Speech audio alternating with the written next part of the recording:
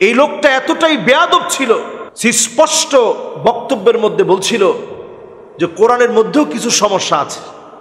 নাউযু বিল্লাহি মিন যালিক। কোরআনটা নিয়েও সমস্যা আছে, কিন্তু তেমন নয়।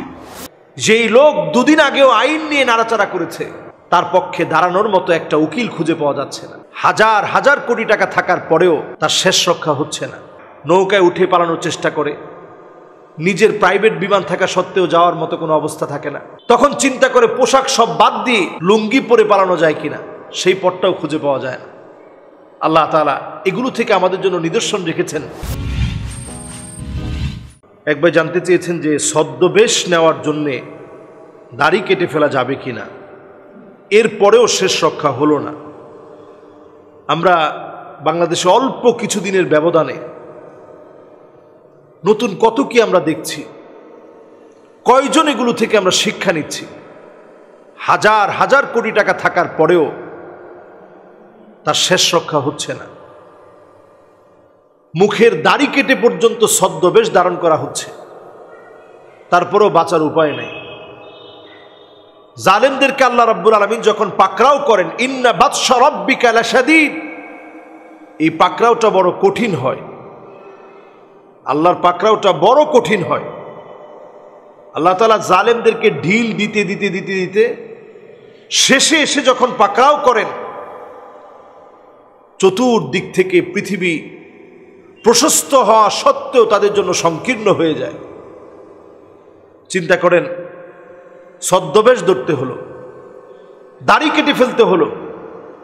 তাহলে যেই লোকটা দাড়ি কেটে ফেলেছে, একটু হিসাব মিলিয়ে দেখেন, তিনি কিন্তু মোটেও দরবেশ না, ধরেছে বেশ। দীর্ঘদিন তিনি বেশ ধারণ করেছিল, কিন্তু সবশেষে তার চরিত্র মানুষের কাছে প্রকাশিত হয়ে গেছে। এই লোকটা এতটাই বেয়াদব ছিল, স্পষ্ট বক্তব্যের মধ্যে বলছিল যে কোরআনের মধ্যেও কিছু সমস্যা আছে। নাউযু বিল্লাহি মিন যালিক। এই লোকটা বলছিল যে কোরআনের ভিতরেও কিছু সমস্যা আছে। এই কথা যদি কোনো মুমিন বিশ্বাস করে, তার ঈমান থাকবে না। আমি আমার অনেক আলোচনায় এই বিষয়টা আমি উল্লেখ করেছি। আজকের এই আলোচনায় বলতে চাই, খবরদার, এরকম বেশ ধরার মধ্য দিয়ে আপনারা তাদেরকে দরবেশ মনে করবেন না। এরকম বেশ যারা ধরে, এরা হঠাৎ করে ধরে বেশ, এরা দরবেশ না। এইরকম কেউ যদি দাড়ি কেটে ফেলে, চেঁচে ফেলে, দাড়ি চাষা এটা সম্পূর্ণরূপে হারাম। দাড়ি একেবারে ক্লিন শেভ করে ফেলা এটা হারাম। দাড়ি রাখা এটা সমস্ত ফুকাহায়ে কেরামের কাছে ওয়াজিব। নবীজি সাল্লাল্লাহু আলাইহি ওয়াসাল্লাম হাদিসের মধ্যে বলেছেন, জুজ্জুশ শাওয়ারিব, মোজগুলোকে তোমরা কাটো, ওয়ারখুল লুহা, দাড়িগুলা নিচের দিকে ছেড়ে দাও। খালিফুল মাজুস, অমুসলিম, অগ্নি পূজারী, ইহুদি, নাসারা, খ্রিস্টান, হিন্দু, শিখ, কারো মতো করে কারো স্টাইলে দাঁড়িয়ে রাখা যাবে না। এখন দেখা যায় অনেকেই তামিল মুভির বিভিন্ন নায়কের স্টাইলে দাঁড়িয়ে রাখে। আপনি দেখলে মনে করবেন বিশাল তো দরবেশের মতো মনে হয়। আসলে সেও কিন্তু ধরেছে বেশ, বেশটা হঠাৎ করে ধরেছে। এই জাতীয় দাড়ি কিন্তু রাখা যাবে না, খবরদার। দাড়ি রাখতে হবে নবীজি সাল্লাল্লাহু আলাইহি সাল্লামের সুন্নাহ অনুযায়ী।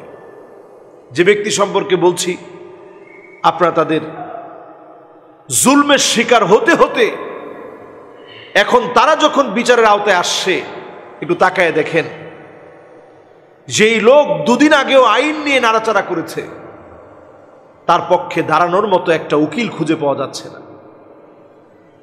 রিমান্ডে 10 দিন রিমান্ড চেয়েছে, 10 দিনই মঞ্জুর হয়ে গেছে, তার পক্ষে কথা বলার মতো কেউ নেই। আল্লাহ তাআলা বুঝিয়ে দিচ্ছেন, জালেমের জুলুম বেশি দিন চলে না।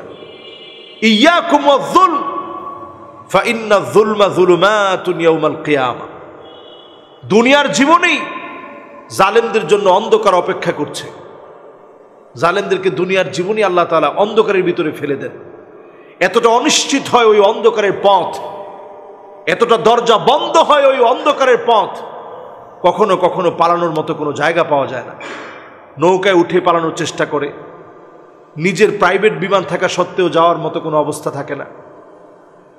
তখন চিন্তা করে পোশাক সব বাদ দিয়ে লুঙ্গি পরে পালানো যায় কিনা, সেই পথটাও খুঁজে পাওয়া যায় না। আল্লাহ তাআলা এগুলো থেকে আমাদের জন্য নিদর্শন রেখেছেন। দুনিয়ার জীবনে এই সমস্ত বিষয় থেকে নিদর্শন গ্রহণ করো। ফেরাউনকে আল্লাহ তাআলা শুটকি বানিয়ে আজ অবধি আমাদের চোখের সামনে রেখে দিয়ে আল্লাহ তাআলা নিদর্শন হিসেবে বোঝাচ্ছে, ওইটা যেমন নিদর্শন, এখান থেকেও নিদর্শন গ্রহণ করো। কোনো অবস্থাতেই আপনি নিজের দাড়িগুলো কেটে ফেলতে পারেন না, আপনি আপনার ইসলামকে বিসর্জন দিতে পারেন না। নিজের নেতা, দল, রাষ্ট্র, এগুলোর চাইতে ইসলাম আমার কাছে কোটি কোটি গুণ বড় হতে হবে। এ মানুষগুলো যুগ যুগ ধরে ধোঁকা দিয়ে গিয়েছে। এখনকার সময় এক এক করে সব আমাদের কাছে প্রমাণিত হচ্ছে। আল্লাহ রাব্বুল আলামিন আমাদেরকে হেফাজত করুক, বোঝার তৌফিক দান করুক।